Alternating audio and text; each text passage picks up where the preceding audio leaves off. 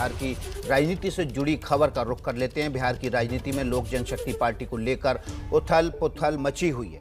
पासवान परिवार और पार्टी के झगड़े का असर दिल्ली से लेकर पटना तक नजर आ रहा है।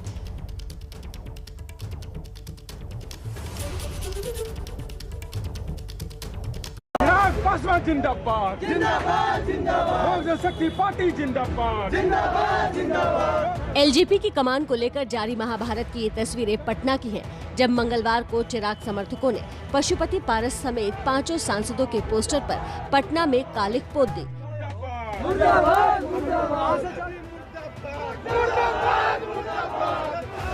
लोक जनशक्ति पार्टी किसकी है, पार्टी का असली अध्यक्ष कौन है, इसी बात को लेकर चिराग पासवान और चाचा पशुपति में आर पार की लड़ाई चल रही है। मंगलवार को चिराग पासवान ने 6 में से 5 सांसदों को लेकर अलग गुट बनाने वाले पशुपति पारस समेत 5 सांसदों को पार्टी से निकाल दिया, तो बागी गुट ने चिराग को ही अध्यक्ष पद से हटाते हुए बाहुबली नेता सूरजभान सिंह को कार्यकारी अध्यक्ष घोषित कर दिया। सांसदों को लेकर अलग हुए पशुपति पारस असली पार्टी और नेता होने का दावा कर रहे हैं। हम लोगों ने पार्टी के कार्यक्रम से नाखुश थे। हम 5 सांसद ने मिलकर माननीय लोकसभा अध्यक्ष जी को दिया कि भाई आप नेता का परिवर्तन करिए। डेमोक्रेसी या नेता का परिवर्तन सब दल में होता है। चिराग ने चाचा पर धोखेबाजी का आरोप लगाते हुए होली के दिन लिखी एक चिट्ठी भी सार्वजनिक की है, जिसमें पिता रामविलास पासवान और पार्टी के एहसानों का चिट्ठा खोलकर रख दिया। उधर कार्यकारी अध्यक्ष बनाए गए सूरजभान ने भी कल पार्टी अध्यक्ष को लेकर पटना में कार्यकारिणी बैठक बुलाई है। विवाद के बाद आज पहली बार चिराग पासवान भी प्रेस कॉन्फ्रेंस करने वाले हैं। पार्टी पर मालिकाना हक की ये लड़ाई चुनाव आयोग तक भी पहुंच सकती है। तो बिहार की इस बड़े राजनीतिक घटनाक्रम पर सबसे पहले एबीपी न्यूज़ ने आपको ये खबर दी थी और इस पर पैनी नज़र अभी भी बनी हुई है। चिराग पासवान के घर से हमारे सहयोगी प्रशांत हमारे साथ जुड़ गए हैं। इसके अलावा अंकित गुप्ता पशुपति पारस के घर से और पटना एलजेपी ऑफिस से निधि श्री जुड़ी हुई हैं। निधि श्री का सबसे पहले रुख कर लेते हैं। निधि, कब पार्टी की राष्ट्रीय कार्यकारिणी की बैठक होगी और क्या इस कार्यकारिणी में चिराग पासवान को बुलाया जाएगा? जी देखिए, आज अभी तक जो मेरे पास सूचना मिली है उसके मुताबिक आज शाम करीब 4 बजे पशुपति पारस जो है वो दिल्ली से पटना लौटेंगे और साथ में ये भी कहा जा रहा है कि सूरजभान सिंह जो कि राष्ट्रीय कार्यकारिणी अध्यक्ष चुने गए हैं पारस ग्रुप की तरफ से, वो भी साथ में होंगे।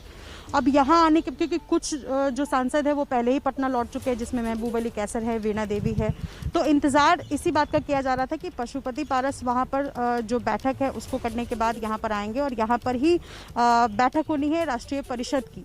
अब ये वक्त चूंकि आज शाम में वो पहुंचेंगे, उसके बाद एक दिन तय किया जाएगा। जो अभी तक सूचना है उसके मुताबिक कल वो बैठक कर सकते हैं और उसके बाद यहाँ से फिर वापस पशुपति पारस जो है वो दिल्ली जाएंगे और पार्टी पर अपना दावा ठोकेंगे। जी निधि, अब सीधे रुख कर लेते हैं हम प्रशांत का। प्रशांत चिराग पासवान के घर से हैं। प्रशांत, कल हमने देखा कि चिराग पासवान ने चिट्ठी लिखी, आज प्रेस कॉन्फ्रेंस करने वाले हैं, क्या होगा आज एलजेपी में? जी देखिए विकास, मैं आपको पहले तो अपडेट दे दूं कि संभावना यही है कि 1 बजे के आसपास चिराग पासवान प्रेस कॉन्फ्रेंस करेंगे, लेकिन अभी तक कोई औपचारिक सूचना नहीं आई है, न तो पार्टी की तरफ से न तो चिराग पासवान के कार्यालय की तरफ से कि प्रेस कॉन्फ्रेंस कितने बजे होगा। तो संभावना यही है अभी तक कि दोपहर 1 बजे के आसपास उनका प्रेस कॉन्फ्रेंस होगा।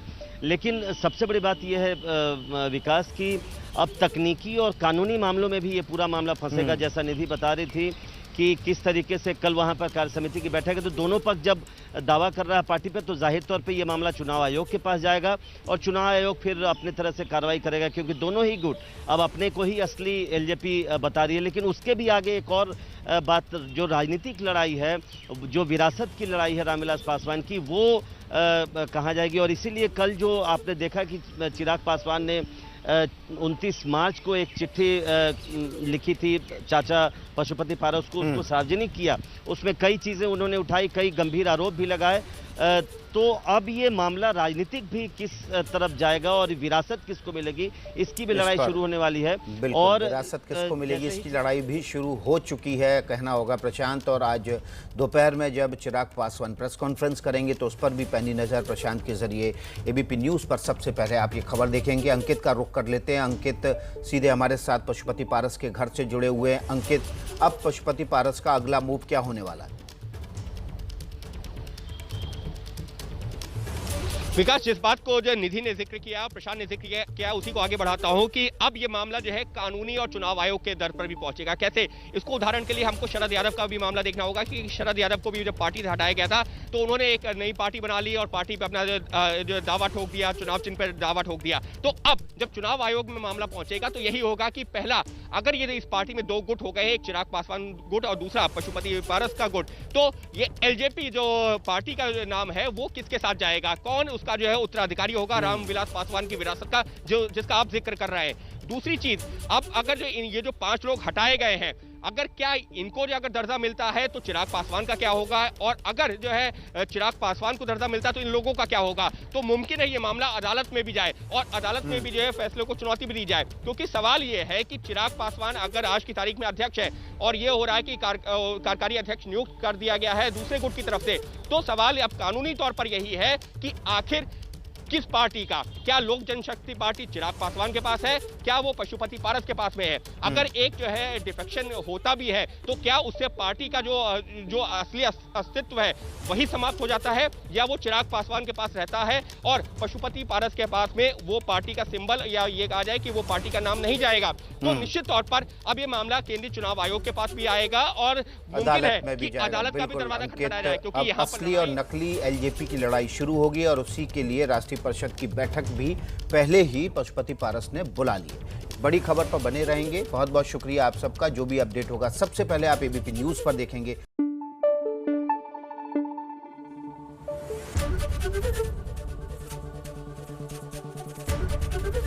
एबीपी न्यूज आपको रखे आगे।